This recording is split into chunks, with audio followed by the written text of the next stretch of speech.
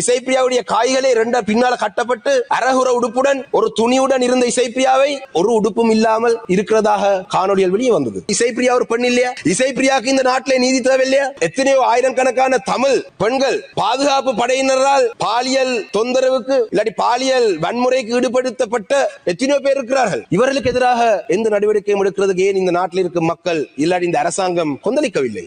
ஆனா இந்த அரசாங்கம் இனவாதம் இல்லை இனவாதம் இல்லை இனவாதம் இல்லை என்று சொல்றார்கள். ஆனா முழுக்க முழுக்க இனவாதத்தில் ஈடுபடுறார்கள். எப்படி என்று சொன்னால் இந்த நாட்டிலே தமிழ் மக்களுக்கு கிடைக்க வேண்டிய நிரந்தரமான அரசியல் தீர்வை தருவதற்கு மறுக்கிறார்கள்.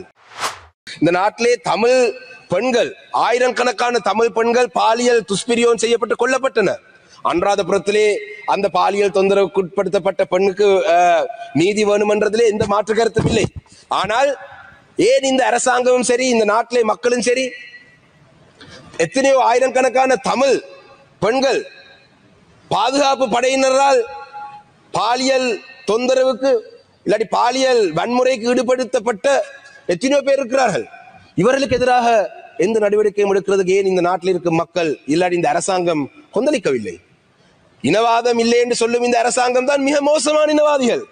கடந்த காலத்தில் இருந்த அரசாங்கங்கள் தங்களை இனவாதிகளாகவே அடையாளப்படுத்தி கொண்டு தங்களுடைய செயல்பாடுகளை முன்னெடுத்தார்கள். ஆனா இந்த அரசாங்கம் இனவாதம் இல்லை இனவாதம் இல்லை இனவாதம் இல்லை என்று சொல்றார்கள். ஆனா முழுக்க முழுக்க இனவாதத்தில் ஈடுபடுறார்கள். எப்படி என்று சொன்னால் இந்த நாட்டிலே தமிழ் மக்களுக்கு கிடைக்க வேண்டிய நிரந்தரமான அரசியல் தீர்வை தருவதற்கு மறுக்கிறார்கள். இந்த நாட்டிலே பொறுப்பு கூறல் விடயத்திலே கௌரவ அமைச்சருடைய உரையிலே ஒரு வார்த்தை கூட தமிழ் மக்களுடைய சார்பிலே சொல்லப்படவில்லை. அவருடைய நிலப்பாடை அவர் சொல்லியிருக்கிறார். அண்மையிலே அன்றாதபுரத்திலே அந்த நடந்த சம்பவத்தை நாங்கள் வன்மையாக கண்டிக்கிறோம். ஆனால் ஆயிரக்கணக்கான தமிழ் பெண்கள் கொல்லப்பட்டனர். கற்பழித்து பாலியல் வன்முறைக்கு ஈடுபடுத்தப்பட்டு கொல்லப்பட்டனர். அதிலே ஒரே ஒரு உதாரணமாக சொன்னால் இசைப்பிரியா கொல்லப்பட்டது. இசைப்பிரியா உயிரோடு இருந்ததுக்கான ஆதாரங்கள் எத்தனையோ இருக்கின்றது. இசைப்பிரியா உயிரோடு இருக்கிற ஆதாரங்கள் இருந்தது. அதனை தொடர்ந்து இசைப்பிரியாவுடைய காய்களை ரெண்டா பின்னால கட்டப்பட்டு அரகுற உடுப்புடன் ஒரு துணியுடன் இருந்த இசைப்பிரியாவை பிறகு ஒரு உடுப்பும் இல்லாமல் இருக்கிறதாக காணொலியில் வெளியே வந்தது. அப்ப இந்த விடயத்தை பற்றி இசைப்பிரியா ஒரு பெண் இல்லையா? இசைப்பிரியாவுக்கு இந்த நாட்டிலே நீதி தேவையில்லையா? இதுல let me read this article about Isaipriya. Isaipriya is sitting in a swamp. She is only partly clothed. She looks dazed and confused. There's no clue as to how on earth she got there and why she is all alone. Some speculate that she'd been trying to escape the bloody final showdown. She's helped to her feet and looks completely uninjured. This is an important observation because she was not to remain for so long.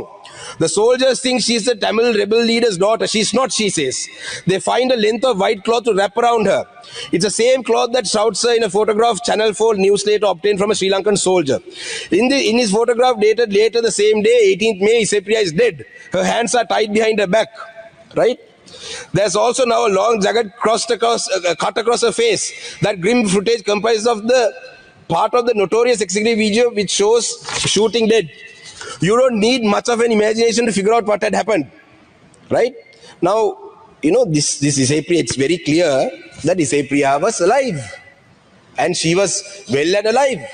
Later, her hands are bound behind her back and she's dead. And very clearly, it shows that she wasn't playing Scrabble. Clearly the people who had her in her captivity didn't play Scrabble with her. They played something else with her. Why is the government not ready to even acknowledge these accusations? These are all accusations. If you have the courage, investigate them. The Good Governance government, at least when they co-sponsored a resolution, there was at least some discussion about a hybrid mechanism where the victim community will have some trust in the process. But there is nothing from this government. There's a lot more. This is Isaipriya is just one great example that I gave you because you could start from there. Now, in August 2013, a woman from Punarin was raped and reportedly led for dead by two men wearing khaki pants and green shirts. After treatment at the Kilnochi hospital, military personnel escorted her to the local camp and provided with her dry rations. In 2010, a 22-year-old woman from Viswamadu was gang raped by 4 military personnel. Now, why I say this is because the minister in charge of public security said that an army deserter was accused. Right? There have been so many accusations against army deserters and the violent sprees that they've been going on, shootings, killings. That's what the minister said. So if today, 16 years later, if army deserters are accused of rape in broad daylight or at least in a hospital where a doctor is being raped, imagine the amount of gross violations that they would have committed during the last stages of war, when there was no media coverage, then there was no international observers, when there was no outsiders. Imagine. So our community, we are only asking you to investigate them. If you're not guilty, investigate them. Why are you shying away from an inquiry? Because the reason why you are shying away from inquiry is the state always protects the state. That's your first interest. So the NPP government, Honorable Foreign Minister, also has failed to address this concern.